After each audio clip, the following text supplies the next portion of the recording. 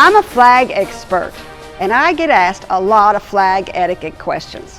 One of those is, which side of the stage do you display the American flag when it's alongside another flag? Remember, the American flag's place of honor is always to the right of any other flag. So on a stage, the American flag will go stage right, and the other flag, your state flag or your community flag, will go to the left. So if you're on the stage looking out at the audience, it will be the right of the stage. It's the flag's right, not the audience's right. And if your flag's tired and beginning to droop, they make a special trick. The secret behind the flag, they're called flag spreaders, and you can spruce up just about any flag with a flag spreader. I'll show you.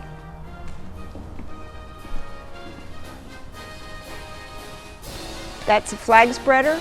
Dress up your flag and make it look new again.